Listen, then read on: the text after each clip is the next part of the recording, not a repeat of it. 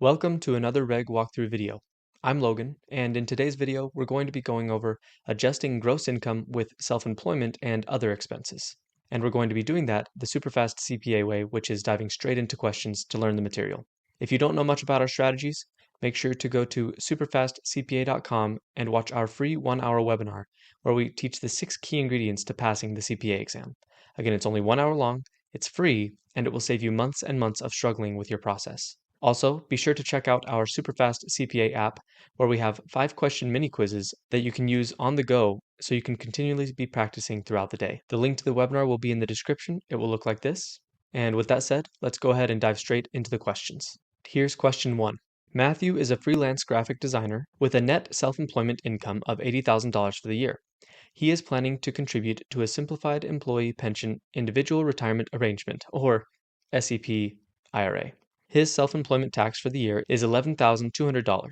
According to the IRS rules, he can contribute the lesser of 25% of his net earnings from self-employment or a specific dollar amount set by the IRS for the year. If the dollar amount limit set by the IRS for contributions is $58,000 for the year, what is the maximum amount Matthew can deduct for his SEP IRA contribution? All right, so there's a lot of info there. If you don't really know anything about SEP IRAs, that's okay. That's the point of doing this. We're going to learn how being self-employed and the expenses that come along with that and some other expenses, we're going to learn how all those things affect an individual's gross income on their tax return. If you need to, make sure you pause the video, read through the question to make sure you understand it. And once you're ready, let's go ahead and go to the answer. All right, so he's able to contribute $18,600. So let's learn about that.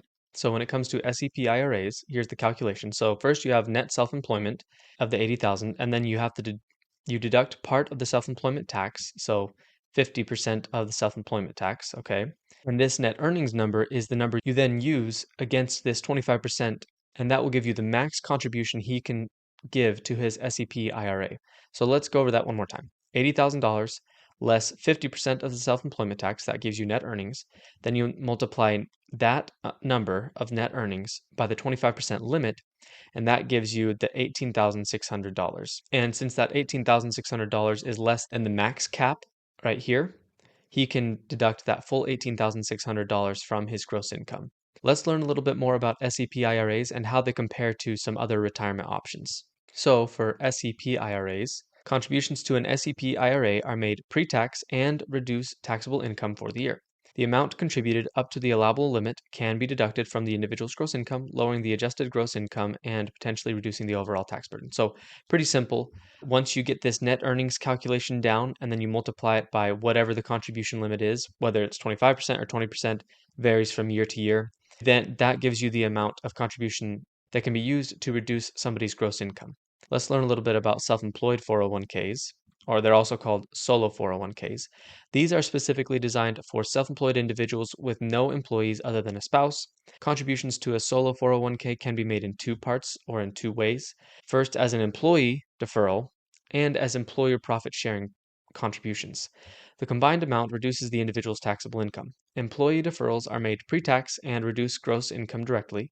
Employer contributions are deductible as a business expense and reduce business taxable income, which in turn lowers the individual's gross income if they are self-employed. So just letting you know, self-employed 401k or a solo 401k, you might not see it on the reg exam, but I did want to point out that it is different than an SEP IRA. It's a little bit more of a specific situation, so I just wanted to make sure you know it exists, but you probably won't have to deal with it too much. But they are different than SEP IRAs. And then there is the traditional 401k. We didn't go over this in the HSA and IRA video. We completely focused on IRA retirement options in that video, but there are traditional 401ks where if you contribute to a 401k, it's pre-tax and it can reduce your gross income. Employer contributions for a 401k do not affect the employee's gross income directly. However, for the employer, their contributions are deductible business expenses, which reduce the taxable income of the business. So basically, the main thing that I wanted you to learn from this question was about how SEP IRA contributions can reduce the gross income of an individual. But SEP IRAs are different from self-employed 401ks or solo 401ks and from traditional 401ks. The idea is generally the same, that contributions can affect their gross income. Specifically with SEP IRAs, there is this calculation that you have to do where you figure out the net earnings after you deduct half of the self-employment tax, and then you can use the SEP IRA contribution limit, and that will give you how much of the contribution can be used to reduce gross income. So that was a lot to go over in one question. Let's go ahead and go to the next question and see what else we can learn. Here's question 2. Elena is a self-employed consultant who has a net profit of $120,000 from her consulting business this year. Her self-employment tax amounted to $16,920. Additionally, she paid $7,000 for health insurance premiums for herself. Elena has moved to a new city this year for personal reasons and incurred $3,000 in moving expenses. She is not a member of the U.S. military. Which of the following statements accurately reflects how these items affect Elena's adjusted gross income? All right, so there's some new things here. You might not know how these affect somebody's gross income, so if you need to, take a second, read through the question and the possible answers, see if you can figure it out yourself, and when you're ready, come back and we'll look at the answer to learn more about what can affect an individual's gross income. All right, here's the answer. Elena can deduct $8,460 of self-employment tax, $7,000 of health insurance premiums, but not the moving expenses, reducing her AGI to $104,540. So let's learn a little bit more about how this works. Elena can deduct half of her self-employment tax, amounting to $8,460, and her health insurance premiums of $7,000, but not her moving expenses, since she is not a member of the U.S. military moving for military purposes. Okay, so there's 3 different things here. So first, let's talk about self-employment tax. Self-employed individuals can deduct the employer equivalent portion of their self-employment tax, in other words, 50%. In this case, Lena can deduct half of her self-employment tax, and that gives you the $8,460. So that's the general rule right there. Most of the time, if not all the time, for self-employed individuals who have self-employment tax, they can deduct half of that self-employment tax from their gross income. And then let's look at self-employed health insurance. Elena can also deduct her self-employed insurance premiums, which total $7,000. This deduction is available to self-employed individuals and is used to reduce AGI. The deduction cannot exceed the net profit from the business from which the health insurance is established. So generally and simply, self-employed individuals can deduct their self-employed health insurance premiums, but that amount cannot exceed their net profit, which, makes sense because their gross income can't go below 0. It doesn't go negative. And then moving expenses are no longer generally deductible for most taxpayers after the Tax Cuts and Jobs Act, except for active duty members of the U.S. Armed Forces moving under military orders. So, easy enough, moving expenses are not deductible for anybody unless they are in the military and they are moving specifically for military reasons. And to finish, here's the calculation right here. So they take $120,000 less half of the self-employment tax and less the health insurance premiums. So that gives you the $104,540. Not too difficult there. Let's go to the next question. Here's question 3. Lewis is a self-employed web developer who reports his income and expenses on Schedule C. This year, Lewis's gross revenue from his web development business was $90,000. He incurred $30,000 in various business expenses that are deductible on Schedule C, including advertising, software subscriptions, and home office expenses. Lewis's self-employment tax for the year, calculated on Schedule SE, by the way, that's where you calculate all this self-employment stuff, Schedule SE, based on his net profit is $8,480. How do these figures affect Lewis's adjusted gross income? Okay, so 3 questions in, you've learned a lot. You actually could probably figure this question out. So take a second, pause the video, read through the question again, read through the answers, and take what we've learned from the previous 2 questions about self-employment tax and net profit from self-employment and things like that, and see if you can figure out his AGI. And when you're ready, come back and we will look at the answer. Okay, here is the answer. So Lewis can deduct the $30,000 in business expenses on Schedule C, reducing his net profit to $60,000, and then he takes half of his self-employment tax, and that gives him an AGI of $55,760. So basically, that's maybe a little bit confusing, maybe worded a little bit weird, but basically, somebody who uses a Schedule C because they're self-employed, they have all their income from their business, from their self-employed business, and then they have all of their business expenses, and together on the Schedule C, you get a net profit, and that net profit is part of the taxpayer's income, right? And then you can deduct half of the self-employed tax from that net profit, and that gives the AGI. So again, pretty simple. You probably were able to do that. Let's go to the next question. Here's question 4. Charlie, a self-employed graphic designer, had a gross income of $95,000 this year. He paid $3,200 in interest on a qualified student loan. According to the tax regulations, the maximum deductible amount for student loan interest is $2,800 for the year.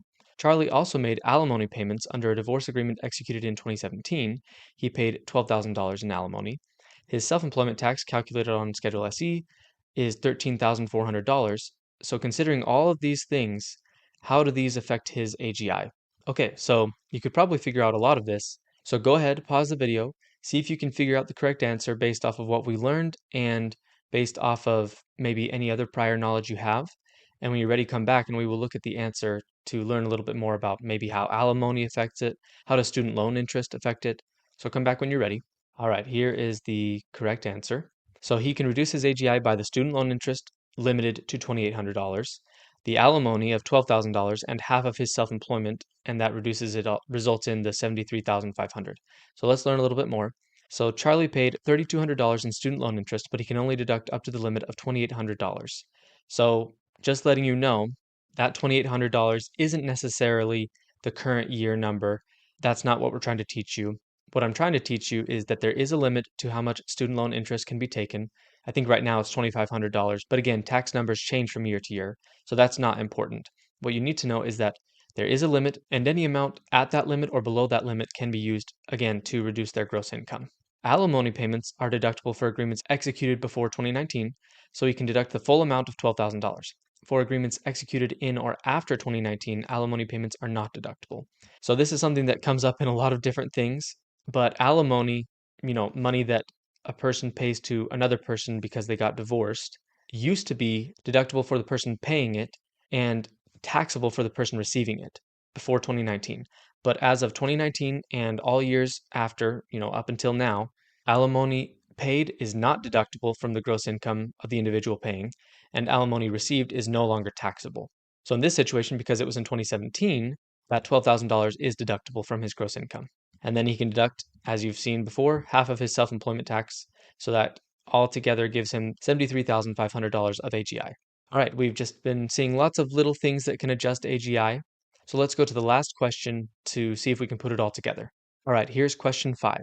Jordan is a self-employed digital marketing consultant, lots of people working in digital media, who reports a net income of $100,000 on Schedule C.